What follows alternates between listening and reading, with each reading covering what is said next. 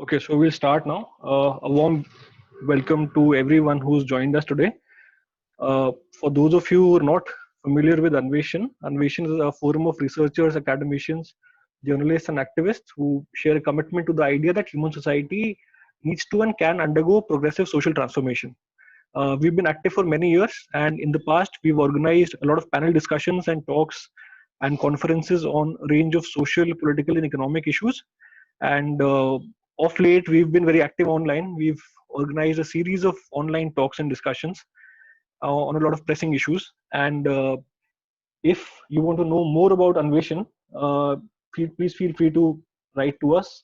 I'll share the email ID on the chat box. Uh, yeah, that's anveshansecretary@gmail.com. So without more delay, we'll start. I'll request everyone to keep their audio muted throughout the talk so that it doesn't disrupt the speakers. So the title for today's talk is Patriarchy, Caste and Sexual Violence, Women's Movement and Resistance. And we've got three speakers. And the chair for today is Indrani Majumdar. She was associated with the Center for Women's Development Studies. So over to you, Indrani. Thank you, Pranav, and thank you, Anveshan, for giving me this opportunity to chair what I'm expecting is going to be a most interesting discussion. We have three very interesting speakers who will present, I'm sure, a range of thoughts and perspectives in the course of this session.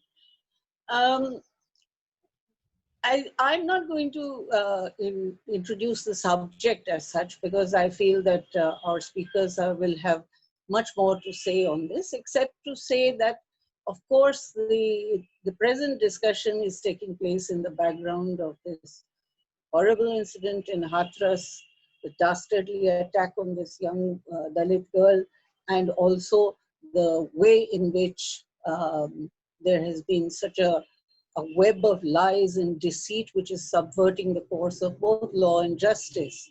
But I think that today's discussion will have to address many other related questions. And today's paper, for example, mentions, has reported that the girl's family, the victim's family, has now said that they no longer want to stay in that village. They want to move out. And this poses a real question for us as to what is the nature of, how is the women's movement, because when we're talking of the women's movement, how is the women's movement going to deal with this? Are there solidarities that can be built which can prevent this terrible isolation and sense of insecurity and legitimate fear and condition in which Dalit families, especially when they are in such a minority as in this particular case, how is it to be dealt with? This is a question for all of us to think about, because if social transformation is required, it cannot be just on the basis of some kind of a public outcry. There has to be some social movement. And what are the thoughts that all the speakers would have on this? I would really look forward to listening to in the course of the discussion. But let me not take more of all your time. Today's session, we are going to have three speakers, as you know. Our first speaker will be Subhashini Ali, followed by Professor Vimal Thorat, and followed by our young friend Sonali in this. So just to introduce, I mean, I feel pretty foolish introducing Subhashini because all of you are quite familiar with her. As you all know, she was former president of AIDWA and currently vice president of AIDWA, but more known today as the member of the Politburo of the CPIM. And, but I still remember Subhashini as that militant trade unionist from Kanpur. And I still feel that fire in her when she speaks and when she thinks and when she analyzes our conditions today. So Subhashini has also been particularly active in that, in the Morcha, the Dalit Morcha that is there. And I really expect that Subhashini will have many things to tell us and many things to inspire us with in the course of the discussion. So without any further ado, Subhashini. Well, Indrani and all my friends who have gathered here today, I'm afraid that I don't know how inspiring one can be in the situation, because as the family of the young woman who is now no more has said, they do not feel safe in Uttar Pradesh and they want to leave. Now, this is not something that is being said today. If you all remember, when the Unnao case occurred, and I'm talking about the second Unnao case, in which a young woman was burnt alive in broad daylight. It was the Supreme Court who said that it seems that nobody is safe in UP. No woman is safe in Uttar Pradesh. Now, the Supreme Court saying something like that should have actually shaken up people much more than it did, because it is the worst kind of helplessness that the Supreme Court is saying that no woman is safe in Uttar Pradesh. So then what is going to happen to the women of Uttar Pradesh? Can they all be moved to another state? So these are the kind of this is the kind of background in which we are talking about this topic today. And I would like to say, yes, the topic is, of course, a very well thought out of topic. Patriarchy, caste, violence against women, women's movement, what is it doing? What is the resistance? But I think that this could have been a topic for a discussion 5 years ago. It could have been a topic for discussion 10 years ago. Whereas today, the situation is actually very, very different. And if we do not understand and try to analyze what is different about the situation today, we are not going to be able to develop strategies and methods of dealing with it, of confronting it and meeting the challenge that is being posed to all of us. This is not a challenge for the women's movement. I'd like to stress that this is not a challenge for the women's movement. This is not something that only the women's movement has to deal with. This is about a challenge to citizenship, a challenge to the constitution that was largely developed by Dr. Ambedkar, to the very concept of equality, equality before the law that we are trying to enforce in our country. It's as serious as that. And that is what I would like to speak about, that the Yogi government has come in 2017.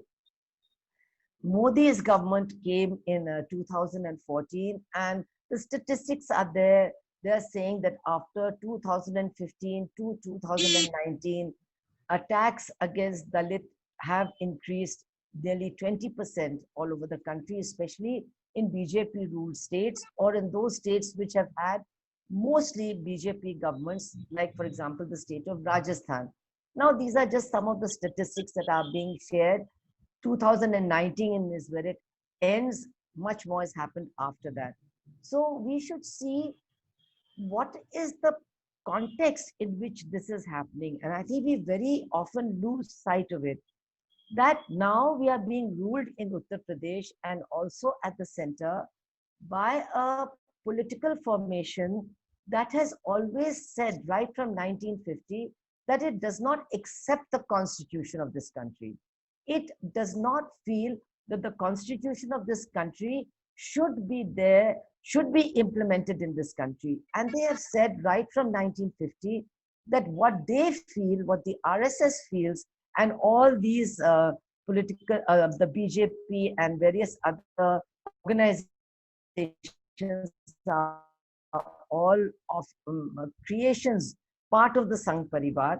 So what the RSS has said right from 1950 is, we do not accept this constitution. We feel it should be replaced by Manusmriti. That is the Nyaya Shastra of this country.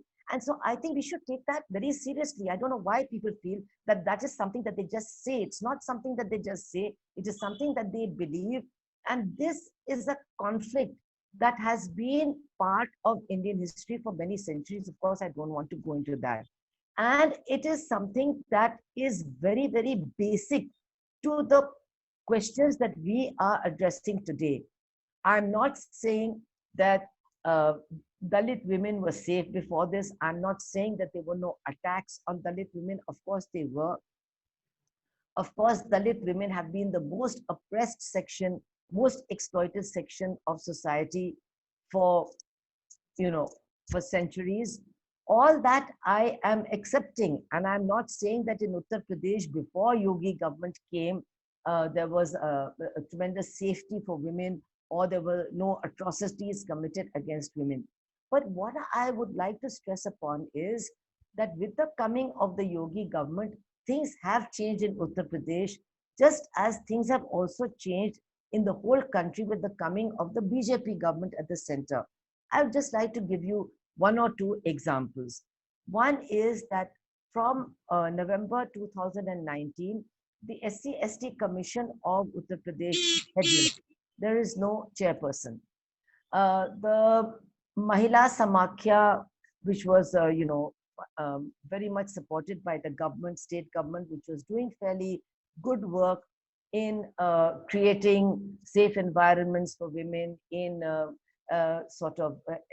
dealing with education and many other questions concerning gender equality and so on and so forth. It was a fairly big success story in Uttar Pradesh. Now that has been stopped. That funding has been stopped. That program has been wound up. So there's no more Mahila Samakhya now. And of course, they were dealing very largely with Dalit women and also very, very backward caste women because they were the most exploited in Uttar Pradesh. Then there was a one-stop helpline for which you dialed 181. And actually, surprisingly, in Uttar Pradesh, it was very successful. They dealt with thousands of cases, they made many interventions, and they did create a sense of confidence in many, many women who were facing violence, not only in outside their homes, but within their homes. Now, you can't imagine for 1 year, the women who were employed in this 181 call center program, they have not received their wages for 1 year. And now that program has been stopped. It has been ended. They've been given their arrears, but the program itself has been stopped. So now there is no one to whom Dalit women who are facing such violence can now approach. There's no SC/ST commission. No, it's a headless commission. There is no 181 call helpline. There is no Mahila Samakhya. There is no one to whom they can reach out when they feel the need for help. So that is one part of the problem. The second part of the problem is that, as you all know, Manusmriti not only is based on the worst kind of equality of every kind, social, gender, economic, every kind of inequality is validated by the Manusmriti. It is held up as an ideal state of affairs. But along with that is something which reinforces that this is an inequality based on birth. It is inescapable. You cannot escape from the inequality in which you have been born. And to reinforce that, the system of justice that it lays down is that the punishment to be awarded for a crime depends on the caste of the criminal, the perpetrator, and also the caste of the victim. Depending on that will be the punishment that is meted out. So now this is something that turns the whole concept of equality before the law, the whole system on which our legal system is based today, which we are trying to reinforce, which we are fighting to strengthen. This, of course, turns it on its head, turns it completely topsy-turvy. But if you look closely at what is happening in Uttar Pradesh, it is this system of implementation of the law that is actually being followed. And I would just like to say, because I've got, I think, another 10 minutes, I would just like to say that we must see the Unnao case in which Sengar was the accused in that light. And we must also look at the Hathras case in that light. I don't even want to go into the question that just before the Hathras case and just after the Hathras case, there have been at least 10 other horrible instances of atrocities on Dalit women in Uttar Pradesh, in which the police has done what it should have done, in which the bodies have been burnt very, very quickly to possibly get rid of evidence and so on and so forth. I'm only going to be talking about these two cases, that is the Sengar case and this Hathras case. Now, in the Sengar case in Unnao, it was a minor girl who went to the police accusing Kuldeep Sengar, the BJP Thakur MLA of that area, of rape and also of having subjected her to gang rape by other people also. But what happened? His name was left out of the FIR, other people were named. And when the family continuously went to the various authorities, asking them to include his name since he was the main perpetrator, that was refused to them. Finally, when the father of the young girl was attacked, brutally attacked, arrested under a false case, and actually died because of this attack in the jail, and she and her family members tried to self-immolate in front of the chief minister's house. It was only after that, this was several months after the case, that Sengar's name was actually included in the FIR, but he still was not arrested. He was only arrested when the High Court Allahabad bench intervened and said, you have to arrest this man. He was arrested but kept in jail like a government guest in Unnao. He knew exactly what was happening in the victim's family. And when they left the place to go somewhere else, their vehicle was attacked at night by a truck without a number plate. Two of her aunts died in that accident, and the girl suffered very, very grievous injuries. And it was after that that the Supreme Court intervened and the family was removed to Delhi. They had to be provided with a house at UP government expense. The CRP was posted to protect them, and the case was then conducted in a Delhi court. And it was only after that that Sengar was sentenced. So we can see very clearly the way in which the whole system of administration of justice is being subverted very much in accordance with the principles of the Manusmriti. And it's exactly this that has once again been repeated in Hathras. You all know the details. I don't want to go into them. But what is the case? The case is that a Dalit Balmiki family, and Indrani were talking about how can such families be given protection. Now that's a very, very difficult question. Someone who went to that village told me that there are more than 100 Thakur households and 3 Balmiki households. This victim, she belonged to a Balmiki community, subcaste. So there are 3 Balmiki households and more than 100 Thakur households. And people who've been going there, journalists who've been going there and talking to the women and the people in the Balmiki households, they're repeatedly being told that this is what is happening, not today. This has always been happening. We have been mistreated. We are subjected to all kinds of abuse, including sexual abuse. And this is what has been going on there. So when we talk about building solidarity within the areas where the very, very marginalized and vulnerable communities live, we have to remember that this is a question to which there's no easy answer. Because in a situation where caste differences are being constantly emphasized and reinforced, and where we have a government that is openly protective of the upper caste, even when they're perpetrators of unspeakable crimes, then to think that within the upper caste or within sections of the upper caste, democratic people can be can be found, can be discovered, who will then sort of try to create a situation where such unspeakable crimes cannot be committed and where people can feel safer.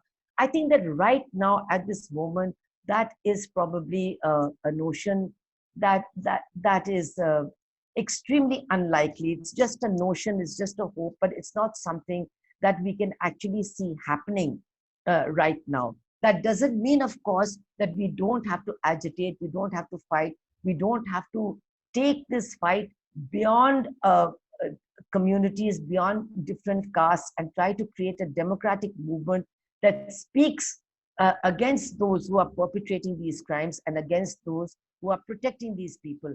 But right now, that's not looking immediately very possible, because what is the government doing? I mean, it's really extraordinary. More than the horrors of the brutality that were meted out to this young woman, it is what the government that is doing that actually should be focused on much more. Here is a government that on the one hand is saying, kisi ko nahi chhodenge, sabak sikhayenge. But at the same time, what is it doing? It is hiring a PR agency to airbrush the role of the administration and the government, to even airbrush the crime committed or the crime of which these 4 men are accused of. That also is being sought to be airbrushed by a PR agency which has been hired by the Uttar Pradesh government. In addition to that, the government of Uttar Pradesh has filed about 21 cases, some against named people and others against people who have not been named, who are being accused of actually being part of a conspiracy to defame the government, to bring down the government, to create caste and communal conflict in the state of Uttar Pradesh. So this is what has to be looked at. Why is the government doing this? Why is it going to such lengths to see that justice is not done to a Dalit victim? And unless you bring in their commitment to the laws of Manu and in the ways in which those laws are to be implemented, it doesn't really make too much sense, quite frankly. So therefore, I would say that when we are talking about resistance and the women's movement, I would like to say these are questions which are actually not questions confined to the women's movement. These are much bigger questions. These are much bigger attacks. Dalit women are being attacked because they are Dalits, because they are women, and they are being denied justice because the powers that be today in our country believe that they should be denied justice and that the system of justice should work in a way that treats perpetrators differently based on the caste in which they are born. This is what we are actually facing today, and therefore I would like to really emphasize again before I end what I'm saying, that this is something that calls for much wider resistance than just the women's movement. This is more than a Dalit, an atrocity on Dalits. This is an attack on the rights of the citizens of this country. This is an attack on the very concept of equality. This is an attack on equality before the law. This is an attack on our constitution. And therefore, just as this attack is such a huge attack, the resistance to it has to be big. It has to bring in all the different sections of society that are at risk of losing their rights if actually the constitution is done away with and Manusmriti becomes the law of the land, which seemed impossible and ridiculous some years ago, but is now looking like a possibility today. That is what we have to confront, and that is what we have to fight. And so obviously, women will be great sufferers at the hands of the law of Manu, because all women, including of course Dalit women, are considered unequal with no possibility of even acquiring equal rights under those laws. All Dalits, all backward caste people, but also much more than that, all working people Manusmriti lays down very stringent laws for workers, for peasants, that they should almost be treated and they should be happy to behave almost as slaves. That's what it says.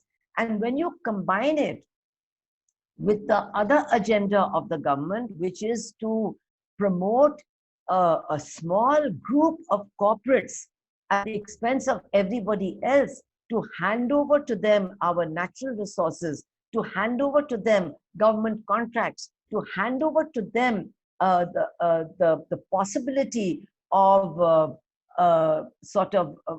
monopolizing even the exploitative, the economic space, then we can understand that while the attack is huge, but the resistance also could be huge, but only if we understand all the aspects of this attack and try to bring in all those who are under attack, some who have realized it, some who do not realize it, some who even think of these attackers as their allies in some strange battle for caste domination. But all those sections have to be brought into this struggle.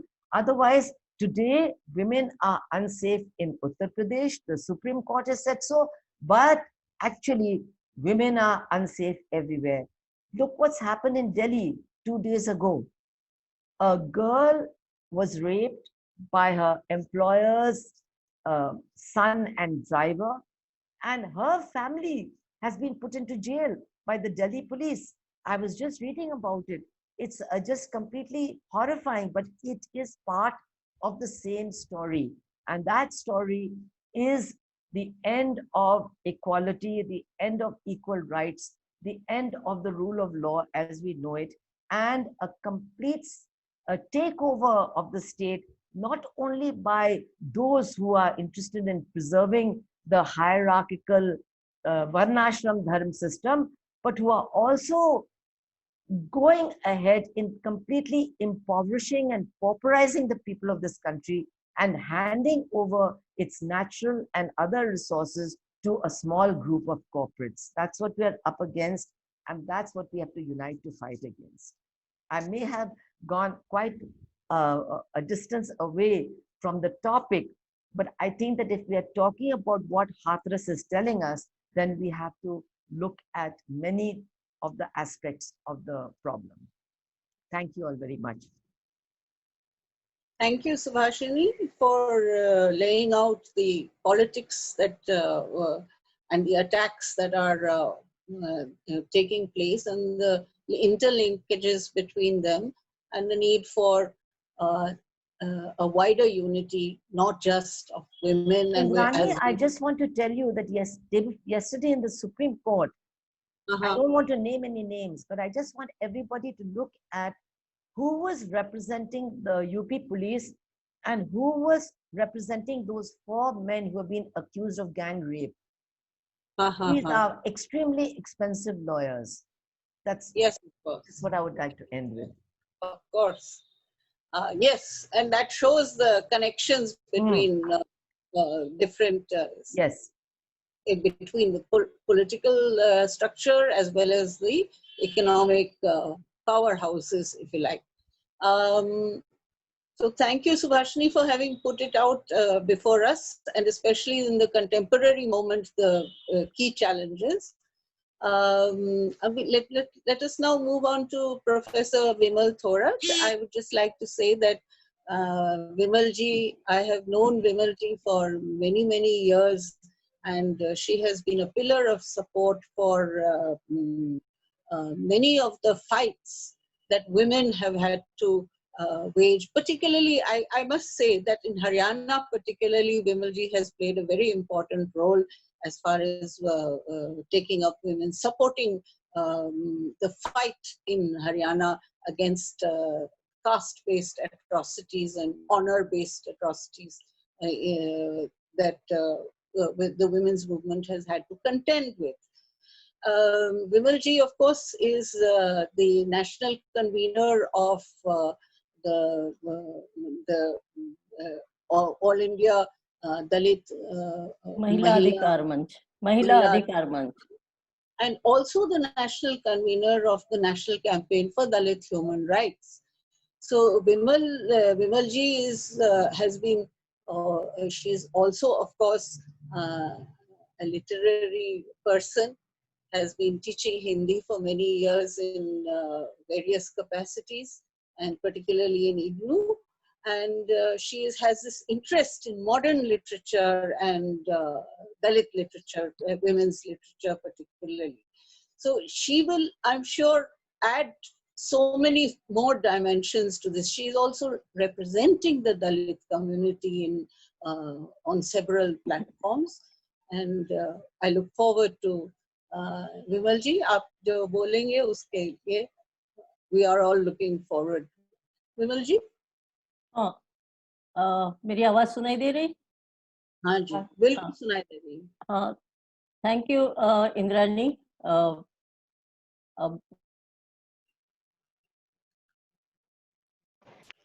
Silent हो गया, unmute करिए, आपका mute हो गया। अच्छा ठीक है, मैं हाथ लगाकर बैठी थी। बहुत विस्तार से और बहुत गहराई से हाथरस और हाथरस से संबंधित सारी राजनीतिक परिदृश्य को सुभाषिनी ताई ने यहाँ रखा है हमारे सामने, और जो जिन पहलुओं पर उन्होंने अपनी बात रखी है और प्रकाश डाला है, वो बहुत ही हमारे सबके लिए एक बहुत बहुत बड़ी जानकारी भी है।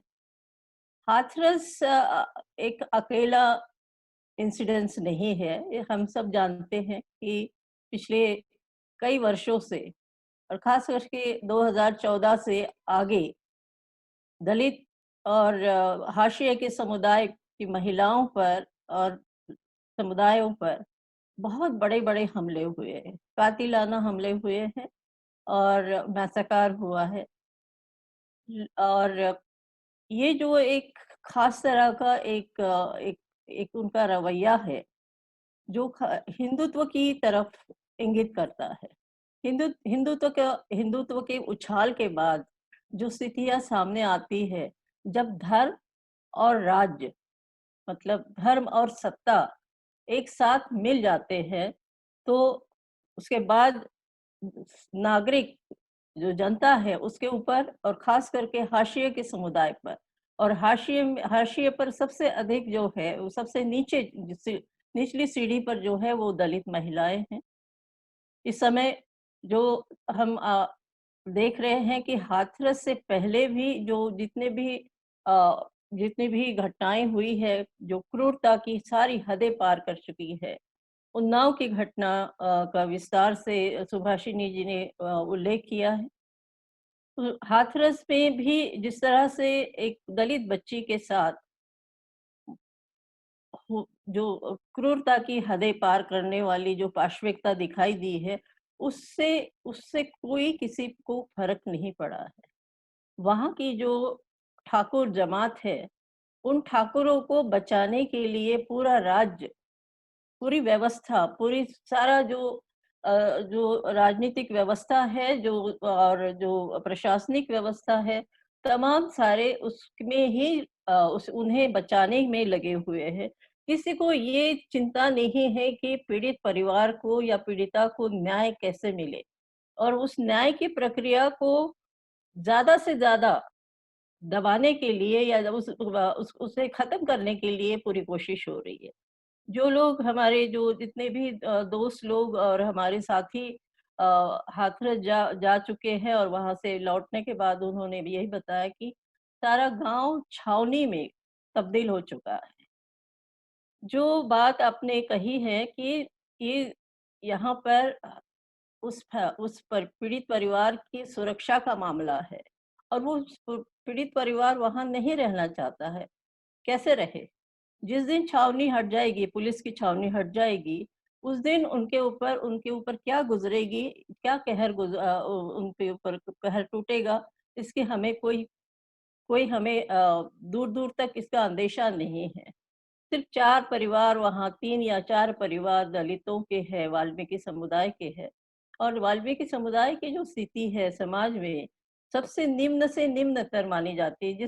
घृणा से उसे देखा जाता है, जिस तिरस्कार की भावना से उन्हें देखा जाता है, तो उनके जीवन का कोई मायने नहीं है, उनके जीवन का कोई मूल्य नहीं है। वो केवल श्रम करने वाले और श्रमिक भी नहीं, उससे भी निम्न स्तर पर, मतलब ये नॉन ह्यूमन की तरफ उनको आप देख सकते हैं। तो ये जो आती है, ये जो भावनाएं, ये जो सोच आती है, ये जो बुनियादी सोच, ये हिंदू हिंदू धर्मशास्त्रों की है, जिसकी तरफ सुभाषी जी ने इशारा किया है कि मनु धर्म शास्त्र को फिर से यहाँ फिर से यहाँ लाने के लिए और उसके आधार पर यहाँ की व्यवस्था को बनाने के लिए, कि ताकि जो संरचना है, जातिगत संरचना है, वो टूटे नहीं, बल्कि और मजबूत करने की कोशिश में है। जो दलित समुदाय थोड़ी बहुत प्रगति कर चुका है, थोड़ी-सी उन्हें शिक्षा और थोड़ी-सी नौकरियाँ प्राप्त हो गई है, तो उससे इतना इतना ज़्यादा बावेला मचा है कि इन्होंने तो पता नहीं ज़िंदगी भर का गवर्नमेंट ने या सरकार ने ठेका ले रखा है कि इनको इनको सपोर्ट करे और इनको रिजर्वेशन दे। कितने साल हुए हैं इस देश की स्वतंत्रता को? 73 साल हुए हैं। उसमें आप देखिए कि जाति व्यवस्था कहीं से भी टूटी नहीं है, किसी भी रूप में टूटी नहीं है। गांव में दलित बस्ती आज जैसे 70 साल 100 साल पहले जहां थी, आज वही है।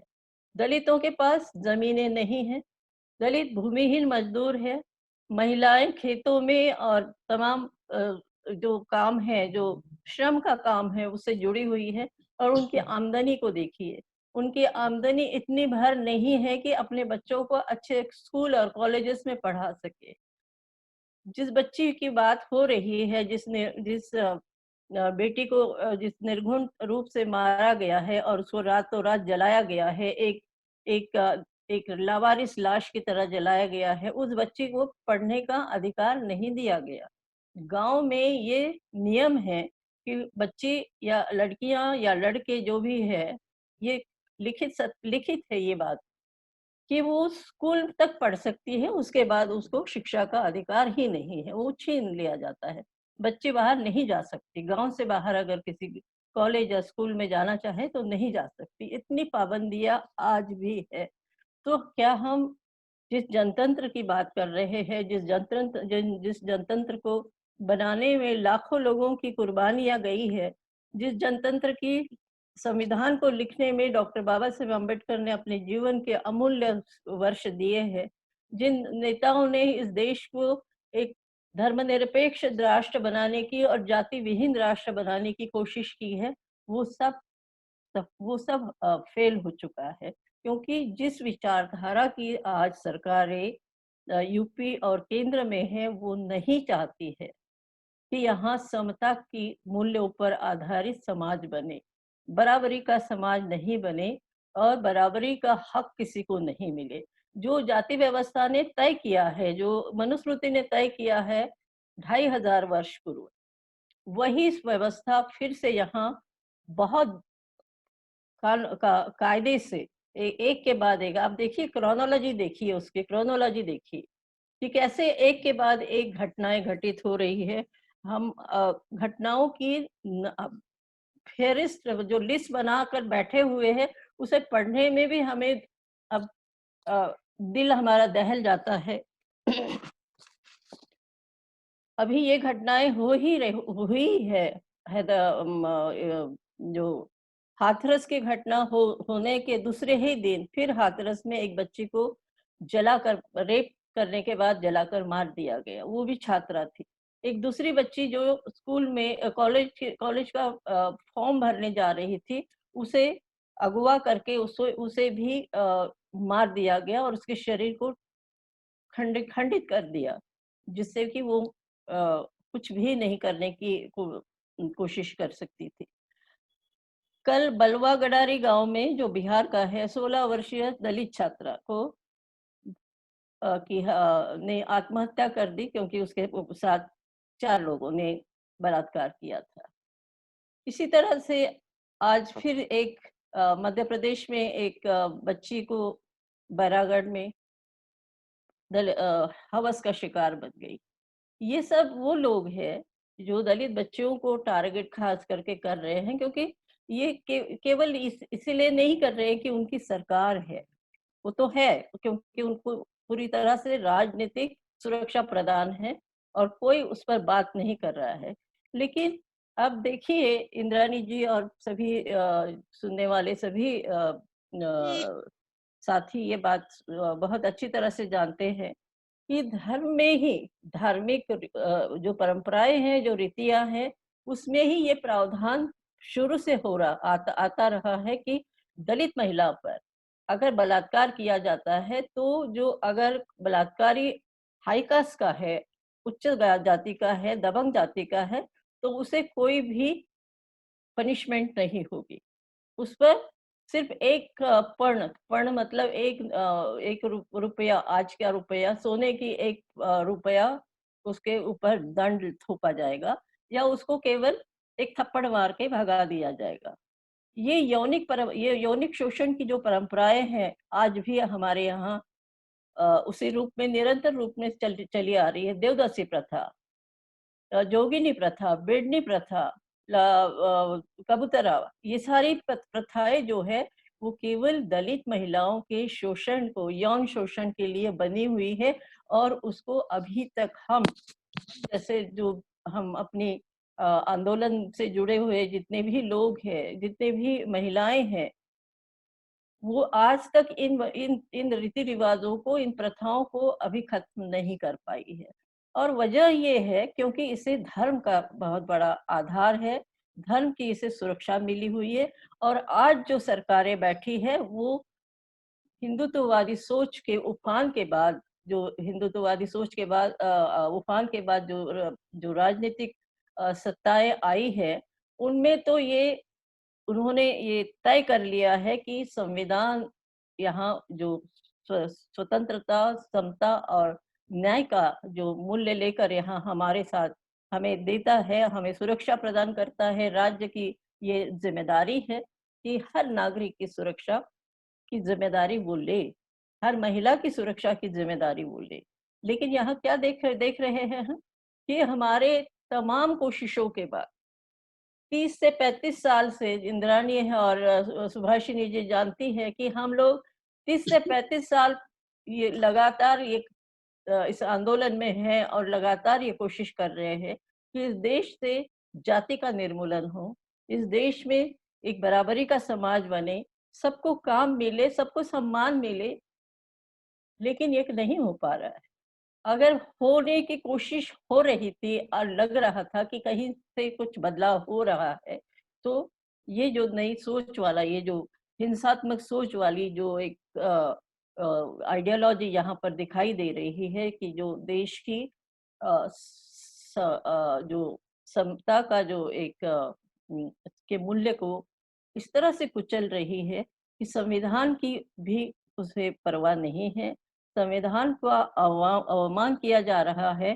संवैधानिक जितने भी प्रावधान हैं उसे एक एक करके खत्म किया जा रहा है। अब देखिए प्रावधान जो है आर्टिकल 21, आर्टिकल 17, आर्टिकल 15 सबका यहाँ पर उन्होंने बहुत बेदर्दी से इसे नकार दिया गया है। क्योंकि जो ह्यूमन राइट्स की जो बात है, जो उस बच्ची को जो हाथरस की जो बच्ची है उसकी उसके मानव अधिकारों को छीन लिया गया है। उसकी लाश को एक लावारिस की तरह जला दिया गया है और सारे सबूत मिटा दिए गए हैं ताकि केस कोर्ट में खड़ी ना हो सके। क्योंकि जब केस पेपर सबमिट करते हैं तो तमाम खामियां उसमें रखी जाती है ताकि वो केस बिल्टअप ना हो और जो जजेस बैठे हैं वो उसे जो विक्टिम के पक्ष में को न्याय न दे पाए। तो ये कोशिश लगातार हो रही है। अभी आज ही खबर आई है कि परिवार के लोग कह रहे हैं कि हम इस गांव में नहीं रह सकते जहां पर सुनवाई हो रही है, जहां पर कोर्ट में केस चल रहा है, हम वहीं जाएंगे ताकि उन्हें सुरक्षा मुहैया हो सके और वो जीवित रह सके। अब उन्हें जीवन जीवन की जो असुरक्षित जीवन उनका है, ये क्यों है? 4 परिवार केवल उस गाँव में काम कर रहे हैं, जो कि जो भी सफाई का काम करने वाले लोग हैं, ये सफाई के काम से जुड़े हुए ये श्रमिक है। उनके पास ज़मीन नहीं है। सारा का सारी ज़मीनें जो ठाकुर परिवारों के पास है, तो उनके और इनके बीच में जो एक आर्थिक स्तर पर जो भेद है, इतना ज़्यादा है कि वो किसी को भी खरीद सकते हैं।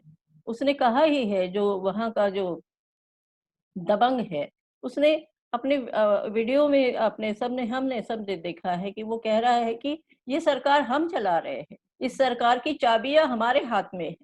हम जिस दिन चाहेंगे इसे गिरा देंगे, जिस दिन चाहेंगे हम इसे उठा देंगे। अब ये जो भावना है, ये जो अहंकार है, ये जाति का अहंकार है, ये पैसे का अहंकार है, और ये सत्ता में जो लोग बैठे हैं, उनके साथ जुड़ने का अधिकार, ये अहंकार है। तो अगर ये अहंकारी इसी तरह से दलितों को दबाते रहेंगे, तो मुझे नहीं लगता है कि इस देश में दलित कभी भी किसी भी गाँव में, किसी भी राज्य में, देश के किसी भी कोने में सुरक्षित नहीं है, और वो सुरक्षा कोई भी राज्य उन्हें मुहैया नहीं कर पा रहा है। रही बात पैट्रियार्कल सिस्टम की, तो पैट्रियार्की तो हम देख ही रहे हैं कि हिंदू हिंदू धर्मशास्त्र में सबसे ज्यादा अहमियत दी गई है पैट्रियार्की को, पुरुष सत्ता को। और पुरुष सत्ता, जाति व्यवस्था, और फिर उसके ऊपर जो पूरा आर्थिक जो ढांचा है, उस पर उनका जो कब्जा है, उनके ऊपर उसका जो कंट्रोल है, ये तमाम मिलकर, ये तीनों मिलकर एक ऐसा एक माहौल बनाते हैं कि जिसमें हम और आप भी डरे रहते हैं कि कभी कभी भी हमारे ऊपर कोई भी हमला कर सकता है। हम आज यहाँ पर बैठकर बात कर रहे हैं, लेकिन इस समय कितनी ही महिलाओं को यौन शोषण का शिकार होना पड़ रहा है हर दिन। एनसीआरबी का डेटा कहता है, मतलब वो तो सिर्फ रिपोर्टेड केसेस पर के आधार पर है, कि हर दिन 10 दलित महिलाओं का रेप होता है इस देश में। कैसा देश है ये? किस देश में हम रह रहे हैं? डॉक्टर बाबा साहेब अम्बेडकर ने कहा था कि हमें गांव से शहरों में आना चाहिए। दलितों को उन्होंने आह्वान किया था कि गांव छोड़िए, शहर चलिए। शहर इसलिए कि वहां कम से कम आपको रोजगार मिलेगा, और आप किसी पर निर्भर नहीं रहेंगे, जो कि ये ऐसी दबंग जातियां। उसके बाद उन्होंने ये भी कहा था कि हमें अपना गांव, अपना शहर अलग कर दे दीजिए। ये भी कहा था। मैं उन्हीं की बात को दोहरा रही हूँ कि हमें अलग प्रदेश दे दीजिए, जहाँ पर हम सुकून से रह सकते हैं और सुरक्षित रह सकते हैं। वहाँ कोई भी अ, दबंग जाति के, जो उच्च जाति, सवर्ण जाति के लोग आकर किसी के ऊपर हमला नहीं कर सकते, किसी को दबा नहीं सकते, किसी को गुलाम नहीं बना सकते। तो मुझे लगता है वो स्थितियाँ क्या हमारे सामने आकर खड़ी नहीं हुई है? क्या दलित लोग एकत्रित आकर ये डिमांड नहीं करेंगे कल, कि अगर किसी भी राज्य में, किसी भी प्रदेश में, किसी भी सरकार, कोई भी सरकार हो, अगर दलित सुरक्षित नहीं है, उनकी बेटियां सुरक्षित नहीं है, उनके बच्चे सुरक्षित नहीं है, उनकी शिक्षा दीक्षा का माहौल नहीं है, और अगर शिक्षा दीक्षा लेने के लिए बच्चे बाहर जाते हैं तो उनकी लाश घर पर आती है। हरियाणा में एक स्कूल से 150 बच्चियां गायब हो गई। ये कहा, ये टाइटल था एक न्यूज़पेपर की, न्यूज़ का। तो हमें बड़ा दुख हुआ कि ये क्या है, क्योंकि बच्चियां डर के मारे स्कूल जाना छोड़ दिया। 150 बच्चियां, जो कि दलित की ही बच्चियां ज्यादातर सरकारी स्कूलों में जाती हैं। प्राइवेट स्कूलों में जाने के लिए उनके पास बहुत ज्यादा वो नहीं। समेट के समाप्त कर लीजिएगा। जी। हाँ? तो इस तरह से अगर ये माहौल रहेगा, तो मुझे लगता है कि जो बात आपने कही इंद्राणी, कि इस समय हमें किस तरह का इस संगठनों को एकत्रित आकर किस तरह का एक नया साझा प्रयास करना पड़ेगा। किस तरह से साझा प्रयास करें हम, कि जिससे कि ऐसी सरकारें जो कि सुप्रीम कोर्ट के कहने के बाद भी बिल्कुल टस से मस नहीं हो रही है, सुरक्षा की कोई भी कोई भी कदम नहीं उठा रही है, बल्कि लगातार जो और 8-10 केसेस हुई है, उसमें सब दलित महिला लड़कियां, बच्चियां हैं, नाबालिग बच्चियां हैं, जिनको जलाकर मार देने की कोशिश की गई है या उनके शरीर को खंडित कर दिया गया है।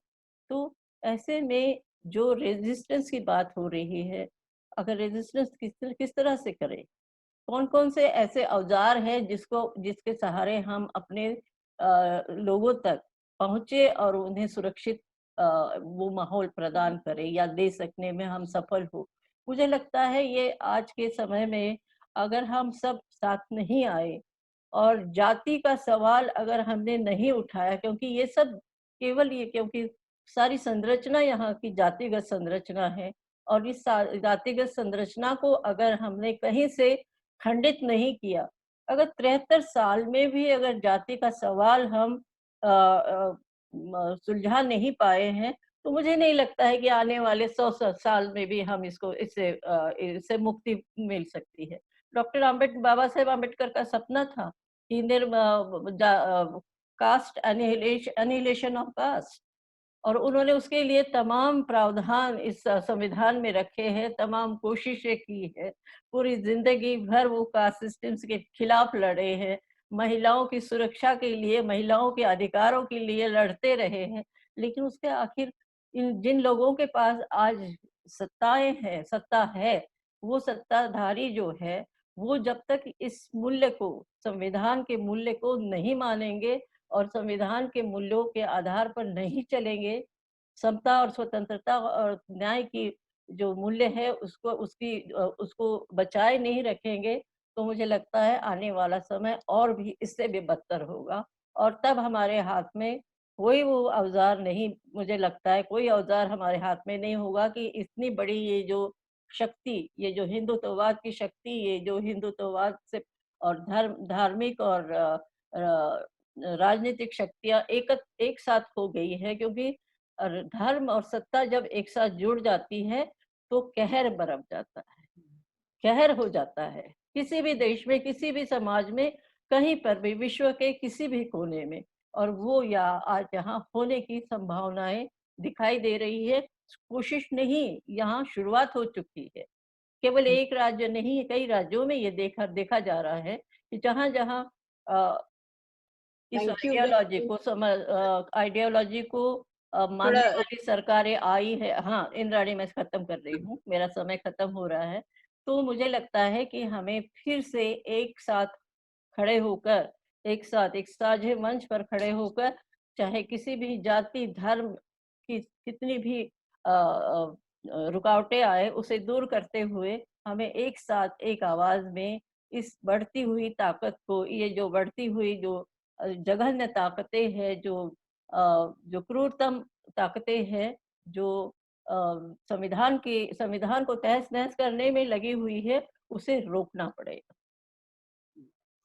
Thank you, Vimalji. I think you have made very important points, drawing the links between patriarchy and the impunity with which upper caste atrocities can be committed on the Dalit women, which is linked to the religious texts and the punishments and so on that were already ordained. And thank you very much for reiterating this call for broader unity against the dispensation where the marriage between religion, politics, and power, which is imposing a new situation and removing the elements of defense that were there in the constitution, which Ambedkar had so carefully tried to ensure.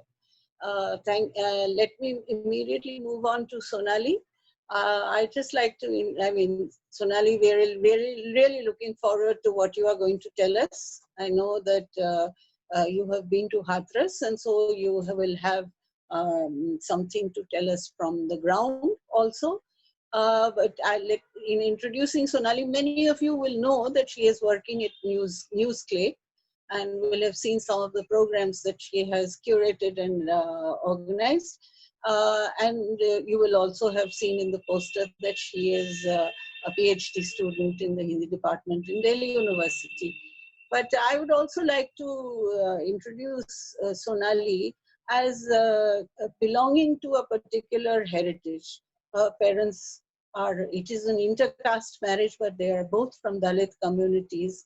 And she has, apart from all the other technical aspects of what she's doing, I would like to also add that she's quite a talented writer, which I am personally aware of in what she wrote, even as an undergraduate in her college magazines.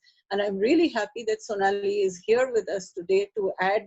I know that she thinks very deeply about these questions, and she will, I'm sure, add to our thinking around this whole question. So Sonali, please.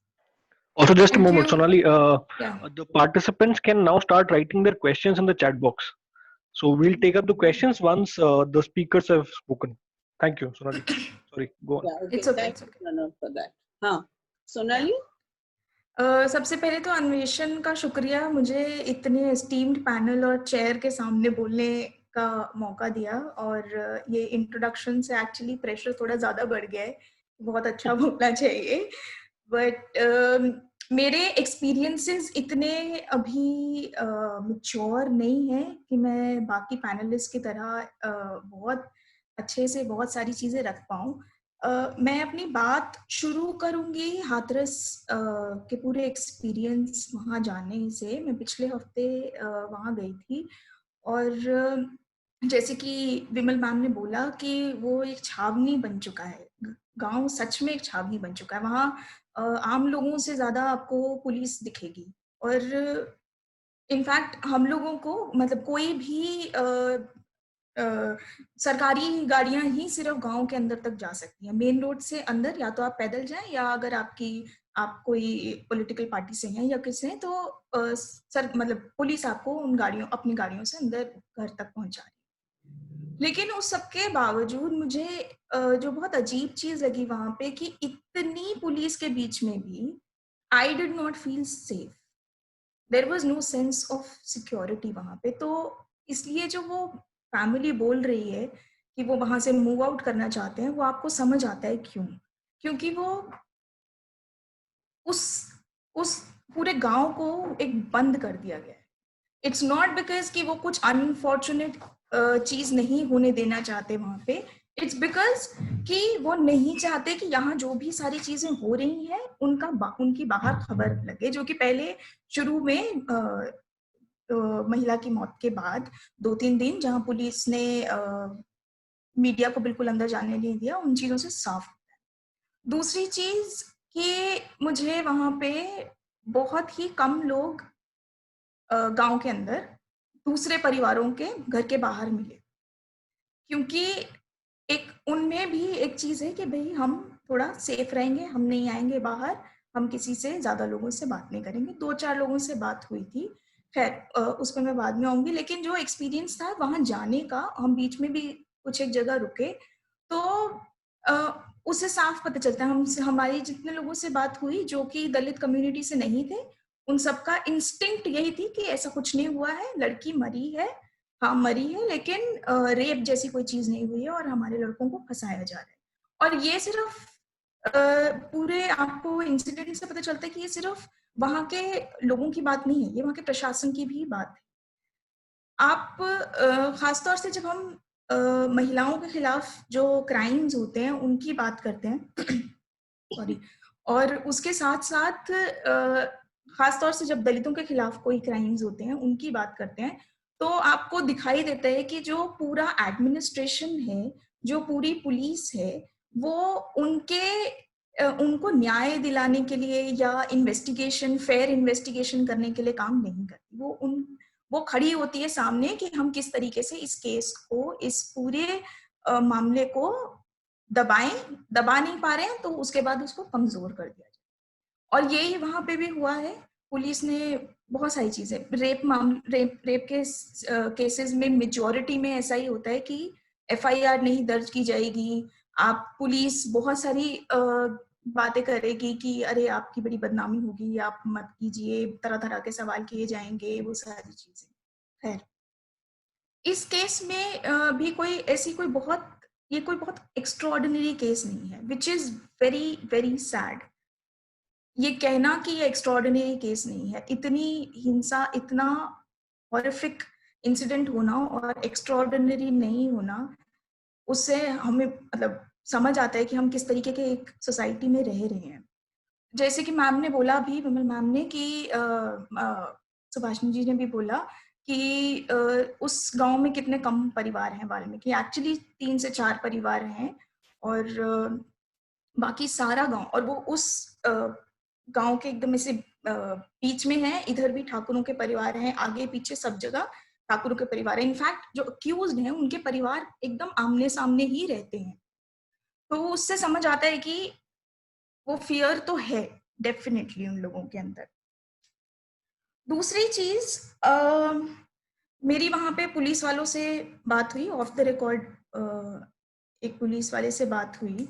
तो इस case में खासतौर से police को बहुत ज्यादा कटघरे में लाया जा रहा है, जो कि सही भी है।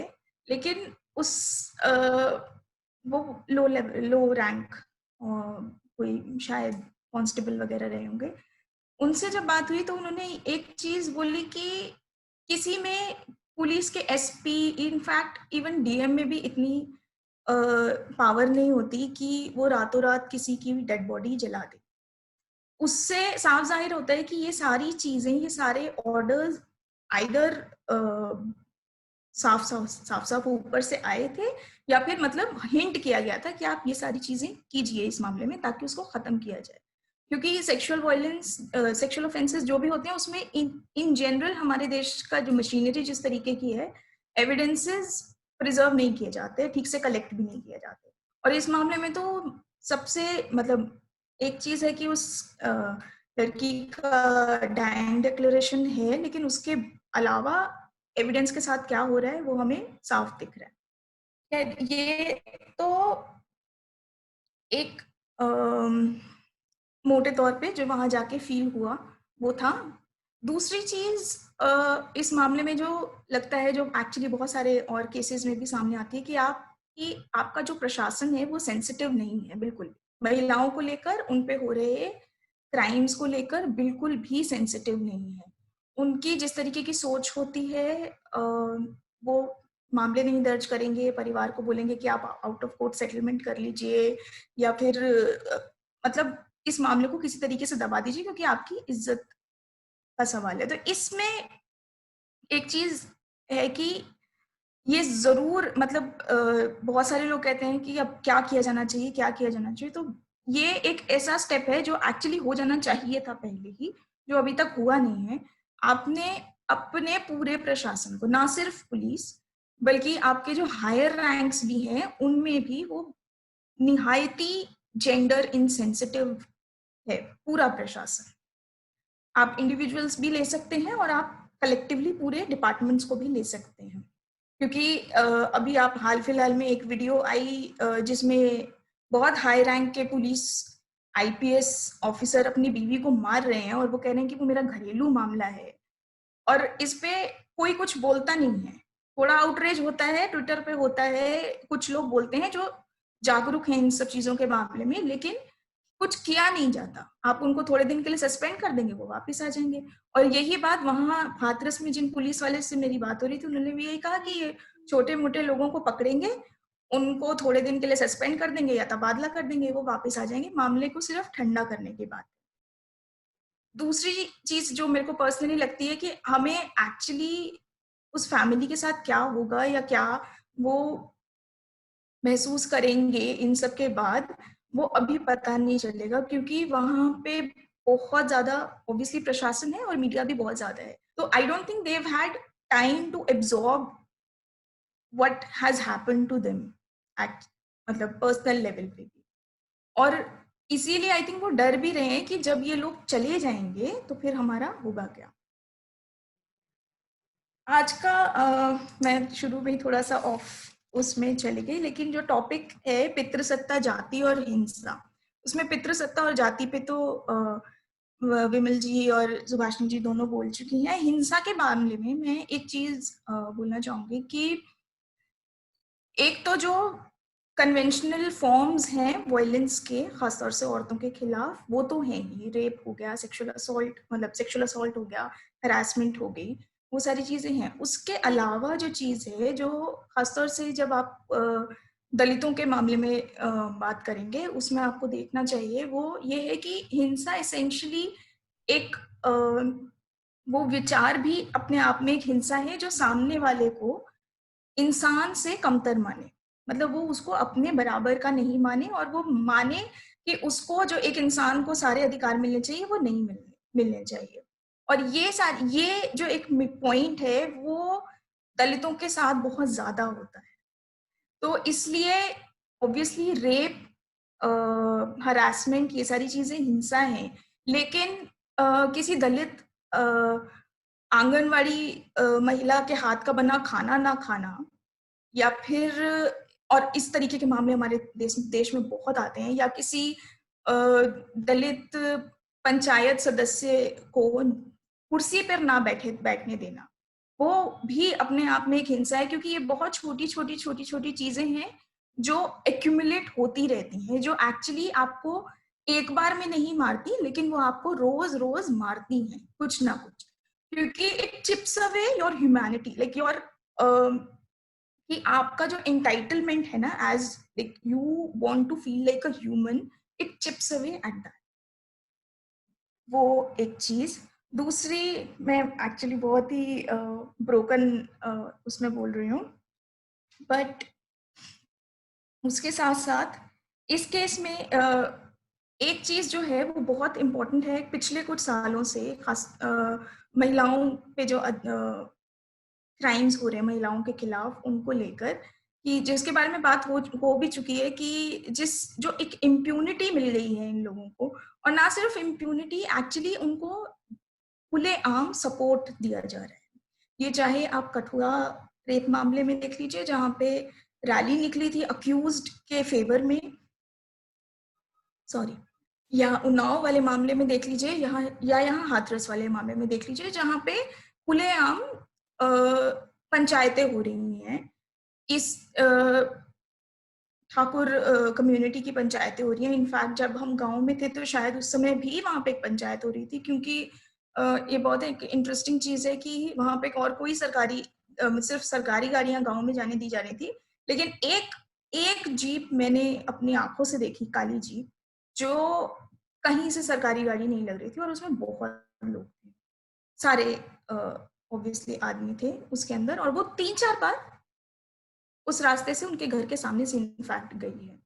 तो आप ये होने दे रहे हैं, आपको समझ आ रहा है कि इतना पूरा मीडिया इस केस को कवर कर रहा है, पूरे देश में लोग इसके बारे में बात कर रहे हैं, लेकिन उसके बावजूद आप इस तरीके की पंचायतें होने दे रहे हैं, तो आप उसी से समझ आता है कि उस प्रशासन को दरअसल किसी भी तरीके का फर्क नहीं पड़ता। जो मामला हुआ है, जो क्राइम हुआ है, उसको लेकर।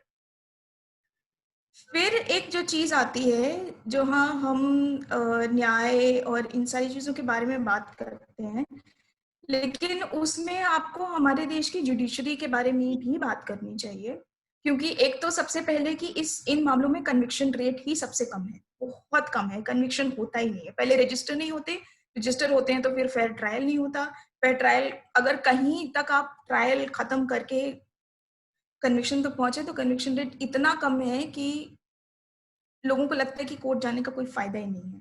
दूसरी चीज, कुछ ऐसे मामले, कुछ ऐसे कोर्ट के ऑर्डर्स भी आए हैं सामने, जिसमें इनफैक्ट अभी का एक मामला है कुछ महीनों पहले का, जिसमें इंदौर के कोर्ट ने एक रेप अक्यूज्ड को 2 महीने की बेल दी, because he is marrying the victim, and the court is, and there have been cases जहां पे कोर्ट खुद कहते हैं कि चलो आप इनसे शादी कर लो, बिकॉज पेट्रियार्कल सोच इतनी ज्यादा है, आपकी जुडिशरी और इन सारी चीजों की ट्रेनिंग, सारी पढ़ाई सब धरी की धरी रह जाती है जब आप इन सारी महिलाओं से जुड़े मुद्दों पे आते हैं, क्योंकि आपको लगता है कि सिर्फ सबसे बड़ा इस रेप के मामले में सबसे बड़ा जो डिसएडवांटेज उस लड़की का हुआ है कि उससे कोई शादी नहीं करेगा। तो एक पॉइंट मैं जरूर रखना चाहती हूँ कि this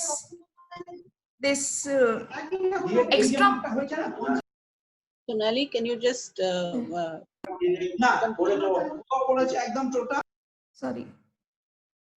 sorry just quick sum it up and conclude? yeah sure okay so now I'm anyway हाँ तो एक चीज जो दूसरी थी कि बीजेपी और आरएसएस वाली जो चीज थी, एक्चुअली जो मैंने सारे पॉइंट्स लिखे थे वो ऑलरेडी बोले जा चुके हैं, तो थोड़ा सा हो गया। बट खासतौर से जब राइट विंग आपके उठ रहा होता है तो सबसे वहाँ पे क्यों इस तरीके के मामलों को हम खास तौर से देखते हैं, इट्स बिकॉज क्योंकि ये राइट विंग की जो विचारधारा है ये अपने आप में इतना क्योंकि ये खड़ी ही गैर बराबरी, तो इसको अपने आप को बढ़ाने के लिए, इसको अपने आप को स्थापित करने के लिए इसके लिए जरूरत है कि वो नफरतें फैलाएं। तो वो नफरत आप महिलाओं के खिलाफ भी फैलाएंगे क्योंकि आपको लगेगा कि आपको स्टेटस को बना के रखना है, तो आपको औरतें घर के बाहर नहीं चाहिए। तो इस तरीके के मामले बढ़ेंगे और अगर होते हैं और जब होते हैं तो आप अक्यूज को बचाएंगे। तो आप इस तरीके की नफरत दलितों के सामने भी उठाएंगे क्योंकि उनका जो एक पूरा, क्योंकि हमारे देश में दलित आंदोलन रहा है, तो वो जो सोच है कि आप एक बराबरी का समाज बनाना चाहते हैं, उस समाज में राइट विंग के लिए जगह है नहीं। तो आई थिंक हमें जो रेजिस्टेंस की बात इसमें है वो ये कि हम सिर्फ इस पूरी चीज से सिर्फ विमेन्स मूवमेंट, जैसे सुभाषिनी मैम ने बोला, सिर्फ विमेन्स मूवमेंट नहीं लड़ सकता, सिर्फ दलित मूवमेंट नहीं लड़ सकता, बिकॉज आपको उसको एक लार्जर पर्सपेक्टिव में जोड़ना पड़ेगा, इसको आपको क्लास स्ट्रगल से भी जोड़ना पड़ेगा, बिकॉज ये सारी चीजें इंटरलिंक्ड हैं। और I guess that was my last point, sorry. Thank you very much, Sonali. I think you have raised some very important questions, and I mean, I don't want to comment on these questions just now because I think we need a little more time for the questions. So, Pranav, can you raise the questions now? Sure. So we have a couple of questions. There's a question from Sagar. The question is, even the state governments like Jharkhand, which is mainly governed by minorities, SC, ST, why does the government not do anything on a large scale for the state and make policies for the improvement of women from marginalized sections? At least they can improve the education and health and make women more empowered. The question is specifically addressed to Comrade Subhashini, but I think बाकी सब लोग भी अपनी टिप्पणी सवाल पे दे सकते हैं. Vimal ji, you want to say something on this? विमल जी, इसके ऊपर हाँ, ये बात बिल्कुल सही कही है डॉक्टर सागर ने। सवाल ठीक पूछा है कि जहाँ पर झारखंड या और भी जहाँ पर जो समतावादी सोच वाली सरकारें हैं, वहाँ पर भी दलित और आदिवासी महिलाओं पर अत्याचार रुके नहीं है, हिंसा उनके ऊपर हो रही है। तो ये केवल हम बात ये कर रहे हैं कि एक हाथरस का एक जो घटना है उसमें जो सरकार की भूमिका है उसकी हम आलोचना जरूर कर रहे हैं, सभी मिलकर कर रहे हैं, क्योंकि वहाँ सीधे तौर पर ये दिखाई देता है। लेकिन जो समाज है, जो भारतीय समाज है, जो पितृसत्तात्मक समाज है, जो जातिवादी और हिंसावादी, जो जिसके पितृसत्ता का जो हिंसा का एक सोच है कि स्त्री को अपने कब्जे में रखना है। स्त्री, क्योंकि ये मनुस्मृति में एक लिखा गया है कि स्त्री किसी भी समय अकेली नहीं रह सकती और उसको सुरक्षा बचपन में बाप की छाया में, यौवन में पति की छाया में और बुढ़ापे में बेटे की छाया में रहना चाहिए। तो ये जो सोच है, ये जो भेदभाव वाली सोच है, गैर बराबर वाली बराबरी की जो सोच है, वो सोच समाज में इतने गहरे बैठी हुई है, उनकी मानसिकता में, उनकी, तो वो इसके लिए बहुत जिम्मेदार है। हर जगह पर ये दिखाई देता है। ये खास करके झारखंड में डायन प्रथा को अगर आप देखेंगे तो अभी भी एक फिर डायन प्रथा की एक विक्टिम को हमने देखा है और सुना है कि उसके ऊपर कितना अन्याय हुआ है, अत्याचार हुआ है। उसे उसे नग्न करके उसके पूरे गांव में उसको घुमाया जाता है। तो ये कैसी संस्कृति है, किस संस्कृति को यहाँ पर पनपा गया है और उस संस्कृति को फिर से यहाँ पर स्थापित करने की कोशिश कर रहे हैं।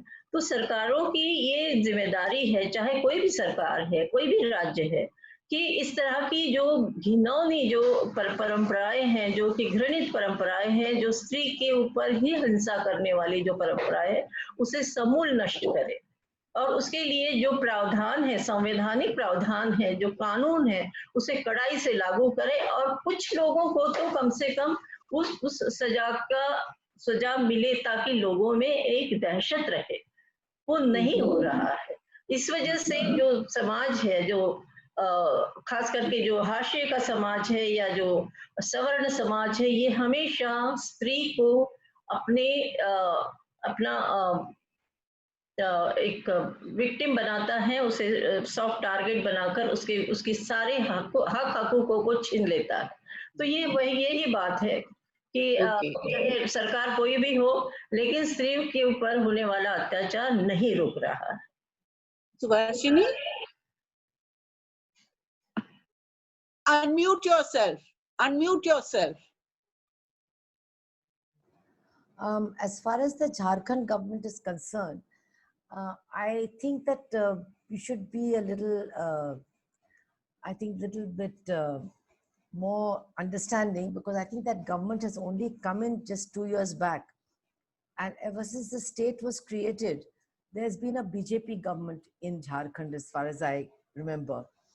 And to expect that a government will come, whatever the commitment of the people at the head of the government may have, that immediately they will be able to change things in a very dramatic fashion, may be a bit unfair.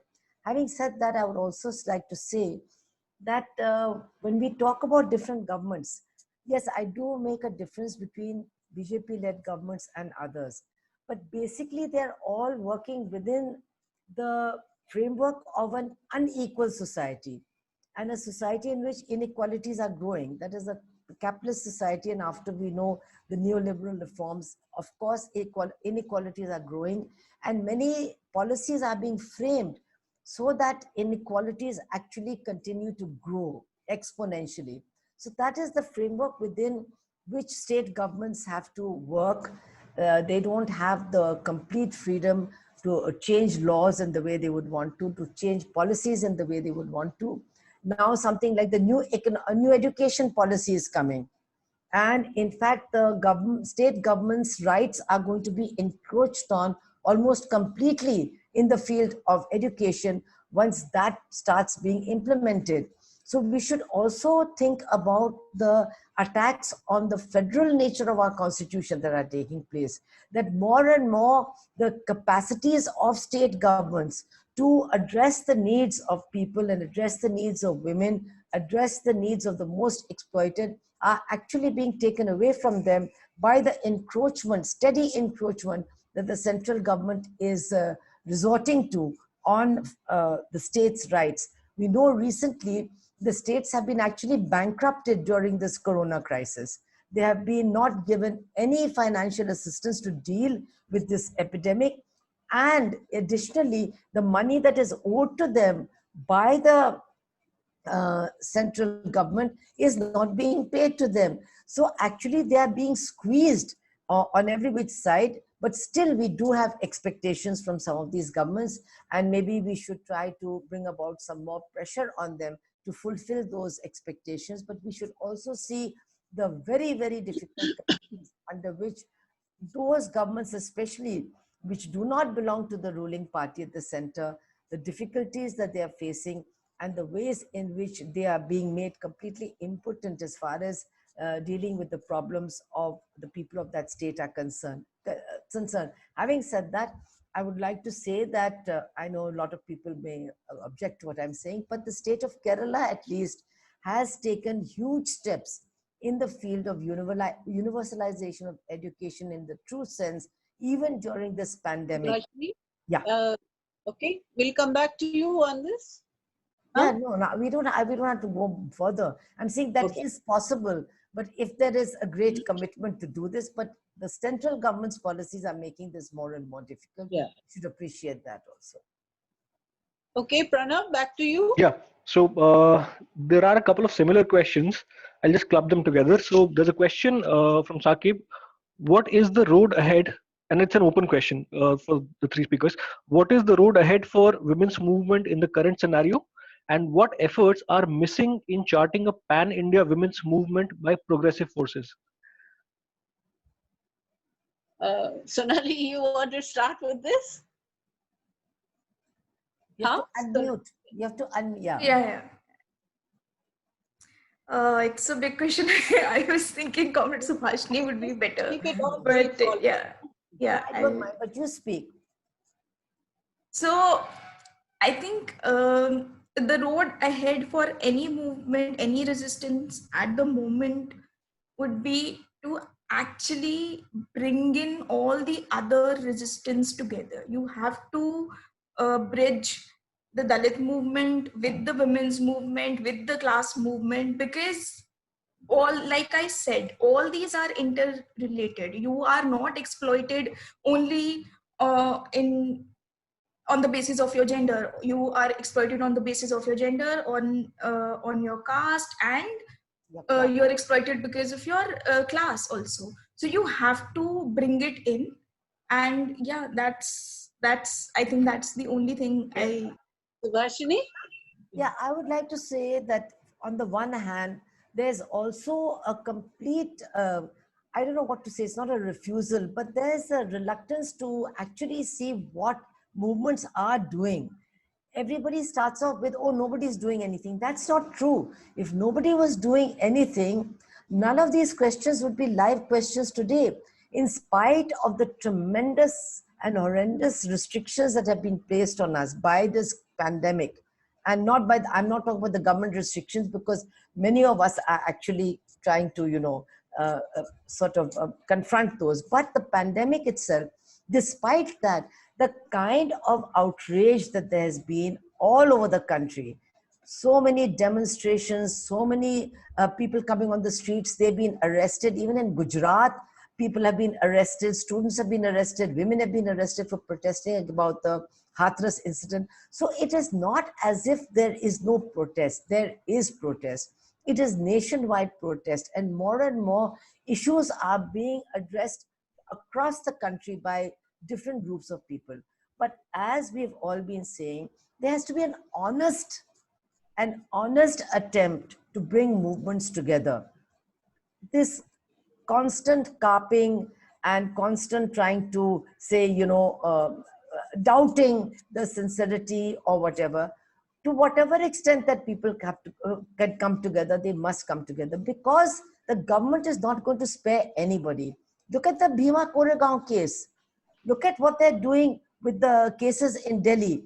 And now in UP, people who were active against CAA are now being made part of the conspiracy to misuse the Hathras incident to bring down the government and create caste conflict. So the governments are attacking all of us in the same way, whether it's in the women's movement or the people who are fighting for the secular, to save secularism in India, or people who are fighting against caste oppression and class oppression, the trade unions. Everybody is under attack. The necessity is now to recognize the nature of this attack, the broadness of this attack, and for people who are under attack to realize that it is time that they came together, that movements kind of had more synergies, more unity amongst them. Movements that were far away from each other have to come together to fight this all-round attack. And I think that realization is coming. I'm seeing it in the questions also. They are coming, and that is what has to be encouraged. Thank you, Subhashini. विमल जी कुछ कहेंगे आप? हाँ, मैं ये कहना चाहूंगी कि पिछले 35 साल, ये मैं बार बार कहती हूँ, सुभाषिनी जी भी इस बात से वाकिफ है कि पिछले 35 साल से नारी मुक्ति आंदोलन, जो तमाम भारतीय नारी मुक्ति आंदोलन तमाम इश्यूज पर काम कर रही है, बहुत बहुत बहुत मजबूती से काम कर रही है और बहुत एजिटेशंस किए गए हैं और बहुत सारे इश्यूज पर सरकार को हमने मजबूर किया है कि इस पॉलिसी को चेंज करने के लिए ये सब होता रहा है। लेकिन मुझे लगता है कि जो कास्ट और जेंडर का इशू है, क्लास, कास्ट और जेंडर, जो कि दलित महिला के तेहरे शोषण की जो बात है, जो हम शुरू से कहते रहे हैं, बहुत मतलब तब तो मैं कॉलेज यूनिवर्सिटी में पढ़ती थी, तब से ये बात हम कह रहे हैं, लेकिन इस बात को जो उसके डायमेंशंस को बहुत ध्यान नहीं दिया गया, क्योंकि एक व्यवस्था ऐसी है हमारे यहाँ कि जो सामाजिक व्यवस्था जिसे कहें या धार्मिक व्यवस्था या जो संरचना जो है, उस संरचना को हमने दूसरी तरह से यहाँ पर प्रस्तुत किया, क्योंकि ये कास्टलेस सोसाइटी नहीं है, ये कास्ट बेस्ड सोसाइटी। और यहाँ हर चीज जो सामाजिक संबंधों से लेकर आर्थिक संबंध और जो राजनीतिक संबंध है और धार्मिक संबंध है, सांस्कृतिक संबंध है, शैक्षणिक संबंध है, ये सारे उसी के आधार पर तय होते हैं। अब देखिए पूरे देश,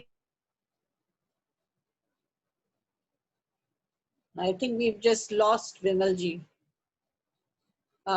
We'll come back to her later. Pranav, you continue with the questions. Sure.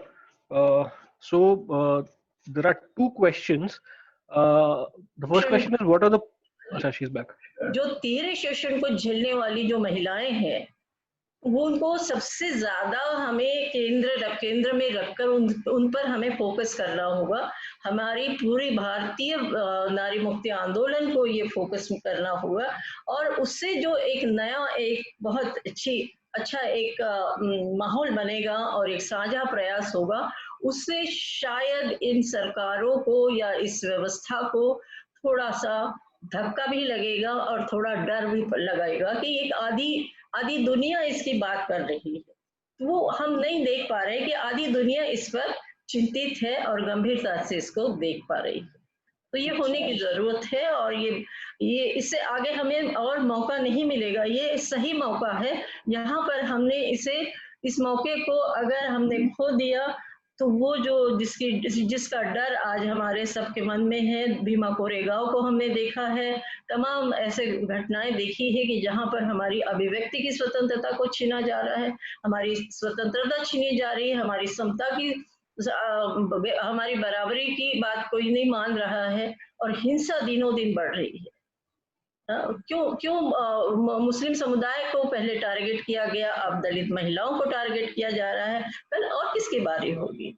तो ये समय बहुत जरूरी है कि इस समय एक बिल्कुल उबलता जैसे वो होता है ना कि एक पिक पॉइंट पर पहुंच चुका है और उस पिक पॉइंट पर अगर हम एकत्रित नहीं हुए तो मुझे लगता है ये बहुत बड़ी हमारी भूल हो जाएगी। तो ये हमें नहीं होने देना है, इसे रोकना है। Thank you, Vimalji. Pranav? Yeah, so there's a question.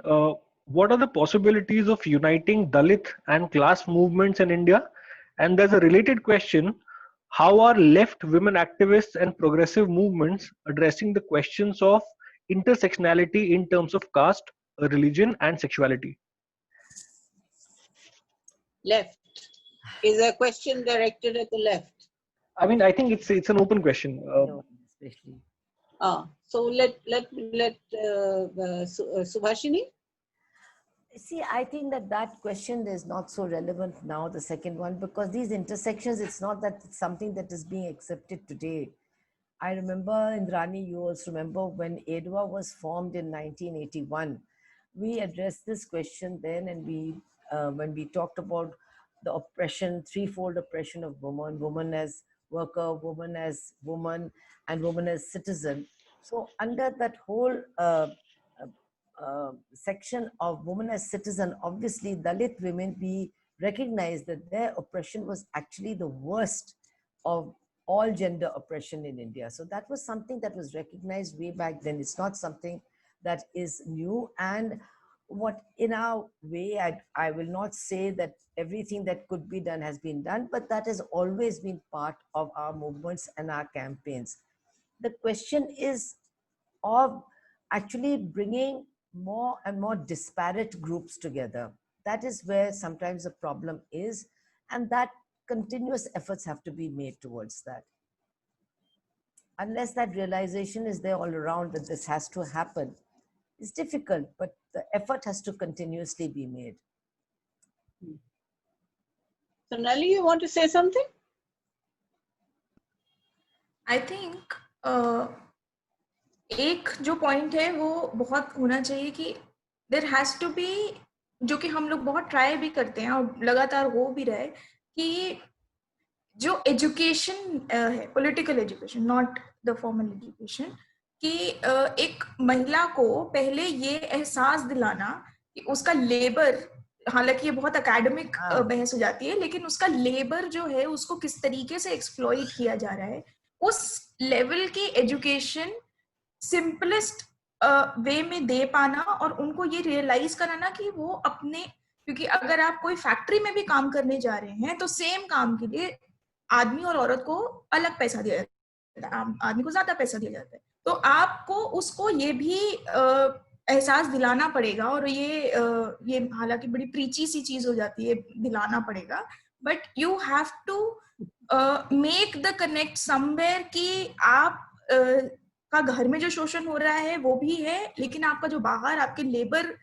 के आधार पे जो शोषण हो रहा है वो भी है, और उन दोनों चीजों को, क्योंकि हम इस तरीके एक सिर्फ एक सर्टेन लेवल पे इस तरीके की बातें कर लेने से वो चीज हल नहीं होगी जब तक जो एक्चुअली झेल रहे हैं इन सब चीजों को वो इन दोनों चीजों को जोड़ सके अपने जिंदगी में। Thank you Sonali. प्रणव, विमल जी वो और सवाल आ जाएंगे फिर आपके पास आ जाएंगे। Yeah, so there are two more questions. How much more do we have, Pranav?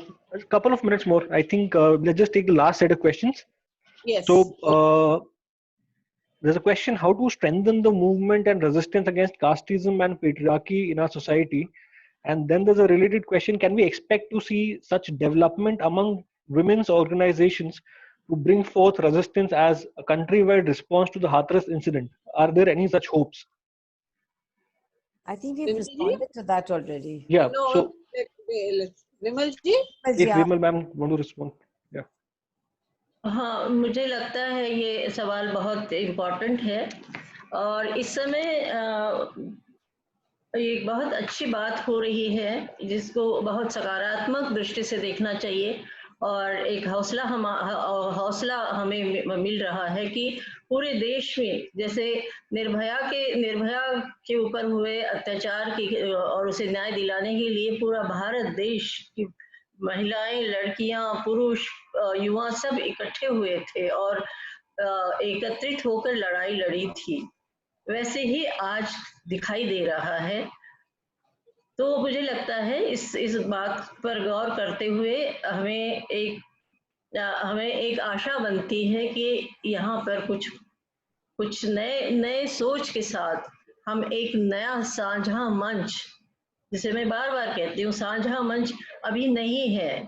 अब मुझे ये सुभाषिनी ताई और इंद्रानी से ये कहते हुए मुझे कोई बुरा नहीं लग रहा है कि हमने कोशिश की है, आप अपने रास्ते चले जा रहे थे, हम अपने रास्ते चले जा रहे हैं, लेकिन ये सवाल स्त्री के तिहरे शोषण की बात आ रही है और उसके इंटरसेक्शनलिटी की बात है कि शोषण ये बहुआयामी है, वो किसी भी महिला का हो सकता है। यहाँ पर इसलिए दलित महिलाओं पर जो इस समय सबसे ज्यादा इस भारत देश में हो रहा है क्योंकि वो सबसे ज्यादा बहुत उसकी जो स्तर है, उसका जो सामाजिक स्तर है वो सबसे निम्नतर है, और उसके तरफ देखने का दृष्टिकोण भी और भी ज्यादा घृणात्मक और तिरस्कारपूर्ण है। तो इसलिए उसके ऊपर और सुरक्षितता नहीं है उसके पास। अगर हम सुरक्षा के 3 लेयर्स बनाए, 3 लेयर्स, एक सामाजिक सुरक्षा, एक आर्थिक सुरक्षा और एक राजनीतिक सुरक्षा, इन तीनों सुरक्षा कवचों से वो मुक्त है, मतलब उसे वो मुहैया नहीं है। सामाजिक स्तर उसका नीचे है, आर्थिक स्तर से वो एकदम पिछड़ी है, और जो राजनीतिक स्तर है उसकी भागीदारी नहीं है, कहीं पर उसकी भागीदारी नहीं है। उसके समाज के जो पुरोधा लोग बैठे हुए हैं पार्लियामेंट में, उनके मुंह में दही जमा हुआ है, तो कोई बोलता नहीं है। तो महिलाओं की जब तक भागीदारी, राजनीतिक भागीदारी, आर्थिक भागीदारी और सामाजिक भागीदारी बराबर की नहीं होगी, तब तक ये सवाल बने रहेंगे। और उसके लिए हमें बहुत ही दृढ़ता से कदम उठाने पड़ेंगे, बहुत सोच समझकर रणनीति बनानी होगी, और उस रणनीति के तहत हमें अगर एक बहुत बड़ा मंच बनाकर अगर हम खड़े हो जाए, तो मुझे लगता है कि ये एक ताकत बन सकती है। और ये ताकत बनने की बहुत बहुत स्पष्ट रूप से यहाँ पर पहल हो चुकी है।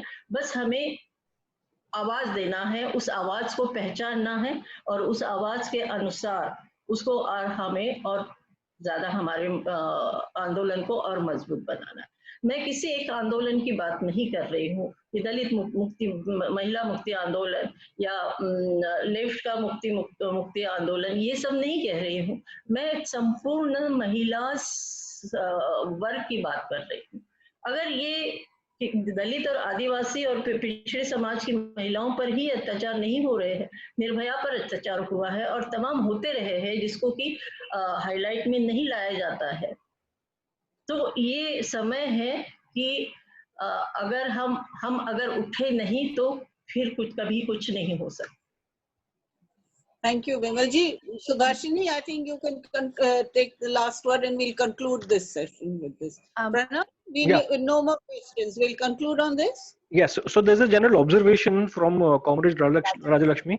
A very important observation actually. She says the land question needs to be discussed too at some point. In 2015, the Land Act was amended in UP, by which Dalits could sell land to non-Dalits. I wonder how many Dalits voluntarily sold their lands. It is, I think, the economic dependence that makes the Dalits more vulnerable. The assertion also that's taking place by Dalits is also being responded to with more aggression from the other end. So she's just shared her observation. These are very important points. You see, the way that the discussion was structured, it was focused on the atrocities that Dalit women are facing. So we were all talking about that. Of course, these are very important questions. And that's where the whole class question comes in. The Dalits are landless, and that is why they are more vulnerable. They are dependent for their livelihood on the landed, who are the oppressors, not only economically, but also socially and also sexually. So this is, of course, an extremely important point. And in the context of UP and Bihar, where land reform is just not taking place, there's been actually no division of even feudal kind of land holdings, which I think has happened in, at least to some extent, in some other parts of the country. But here it has not happened at all. And whatever was distributed among the agricultural castes, which were some of the OBC castes, who have also now become oppressors as far as Dalits are concerned. So, of course, the land question is a very crucial question when we are talking about eradication of caste in our society. But as I said, that was really not within the framework of the debate as it was framed by the topic. So this is very important, but we couldn't talk about it because we had to talk specifically about certain kinds of atrocities, which are also extremely important in the context today. Landlessness. In the Hathras case, the landlessness, I mean, that family to which that young woman belonged, they were allowed as a special favor to cut fodder from the fields that belonged to the Thakur. everything belongs to the Thakurs, all the land belongs to the Thakurs, and they, at their pleasure, allow those Dalit families, like these Balmiki families, who are performing many different kinds of household and other labor for them. So as a recompense, they are allowed to cut the fodder. That also they're supposed to be grateful for. That creates one more sort of link of dependence. It's this dependence of every kind that is like a fetter. And of course we do accept this and recognize it. And that's another whole battleground, the battle for land and land distribution, which has been. विमल जी, आप कुछ कहना चाह रहे थे? Unmute mute हो गया. कानपुर देहात के पास जिस गांव में सुभाषिनी जी और हम दोनों मिलकर गए थे, मंगटा गांव, वो ठाकुरों का गांव है, जहां पर 15-20-100 के करीब दलित परिवार है. वो पूरा का पूरा दलित समुदाय भूमिहीन समुदाय है, भूमिहीन मजदूर है, और वो केवल ठाकुरों के खेतों पर काम करके अपना गुजर बसर करता है.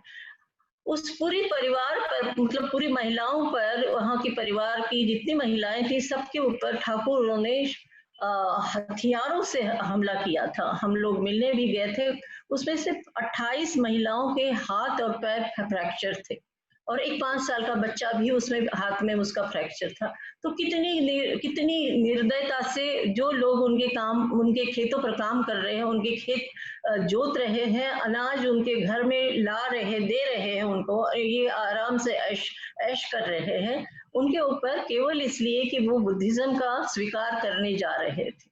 बुद्धिज्म का स्वीकार करना कोई बहुत बड़ा कोई गुनाह करना जा रहे थे. और संविधान के तहत ये उनका अधिकार है कि वो किसी भी धर्म में अपना परिवर्तन कर सकते हैं. मुस्लिम धर्म में भी जा सकते, क्रिश्चियन में भी जा सकते, और इस्लाम में भी जा सकते हैं, और बुद्धिज्म भी स्वीकार कर सकते. तो वहां पर हमने जो दृश्य देखा, सुभाषिनी जी, और हमारी आंखों में आंसू आ गए कि क्या इन लोगों के साथ, मतलब उनको इंसान नहीं माना गया, और उनको इस तरह से काटा पीटा गया कि 25 दिन तक महिलाएं और बच्चे हॉस्पिटलाइज थे, और उसके बाद वो 2 साल तक काम नहीं कर सकते क्योंकि हाथ और पैर टूट गए हैं, और उसे जुड़ने में पता नहीं कितना उनको सहायता मिली होगी. तो ये जो घटनाएं हैं, ये क्या कहलाती है, क्या दर्शाती है कि ये भूमिहीन मजदूर है सारे के सारे. पंजाब में आज भी दलितों को भूमि खरीदने का अधिकार नहीं है. पंजाब में, पंजाब स्टेट में अब थोड़ा थोड़ा दलित अपनी आमदनी बढ़ाए, जो विदेशों से उनके पास जो पैसा, उनके जो बच्चे विदेश गए हैं तो थोड़ा बहुत पैसा भेजते हैं, तो उससे 1 या 2 एकड़ जमीन वो खरीद पा रहे हैं. लेकिन यहाँ वहां पर एक कानून था जिसको स्वतंत्रता से पहले, स्वतंत्रता के बाद उसे बदला गया है कि दलितों को, ये मनुस्मृति का कायदा है, कानून है, मनुस्मृति में लिखा गया है कि दलितों को भूमि ग्रहण करने का अधिकार, मालिक नहीं हो सकते हैं. महिलाओं को शिक्षा का अधिकार नहीं है. वो आज तक वैसे ही चल रहा है, और इसीलिए दलितों की जो आर्थिक स्थिति है वो बहुत दयनीय है. भूमिहीन मजदूर कितना कमा सकता है और कितना बचा सकता है, और कितना अपने बच्चों के आरोग्य के लिए, उनके हेल्थ और उनकी शिक्षा के लिए खर्च कर सकता है. तो इसलिए ये जो बाबा साहब अम्बेडकर ने कहा कि हमारी दोहरी लड़ाई है, एक हिंदू धर्म से है, और एक है आर्थिक लड़ाई, कैपिटलिज्म के खिलाफ और हिंदुइज्म के खिलाफ. ये दो दोहरी लड़ाई है, और इस दोहरी लड़ाई में अगर हम जीत गए, मतलब उससे हम पार पा गए, तो शायद कुछ मजबूती आ सकती है, दलितों की स्थिति में कोई सुधार हो सकता है. Thank you very much, Vimal ji.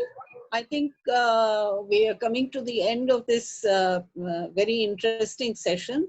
I just wanted to just say a few things from what I heard from what everybody had said. One thing is coming out quite clearly is that the present regime's particular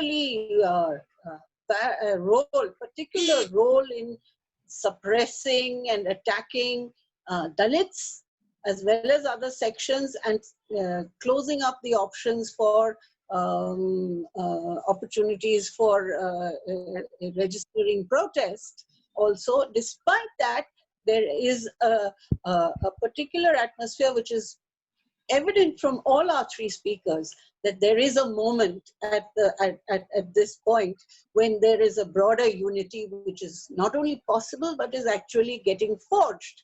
And in that unity, how the issues are going to be posed, and the question of the centrality of the nature of Dalit women's oppression is, of course, something that needs to be foregrounded. But the moment is there, it seems, from what all our both our experienced organizers as well as our young commentator. That moment seems to have arrived in a certain sense, and that is an extremely positive note on which I think we can conclude this particular discussion. Of course, there are several issues that the speakers have all raised. It's not my place now to try and summarize, but I do feel that this discussion has been extremely productive in understanding this particular moment, understanding what we are confronted with, in understanding the nature of the attack, the way the state and Hindutva and religion and everything are sort of coalescing in a particular way, and how at the same time that the resistance is also there, and the grounds for a broader unity seem to have been, it seems to be in the process of coming into existence. So I think we can conclude the discussion on this. Pranav, would you like to say something at this point, or shall Absolutely. I think you've summarized it very well, and I don't have anything much to add to it. So, but on behalf of Anveshan, I'd like to thank everyone. It's been a brilliant discussion, and thank you, Professor Vimal Thorat, Comrade Subhashini and Sonali, and also Comrade Indrani, for taking out time for the discussion. And thank you to all the participants for joining us today for the discussion.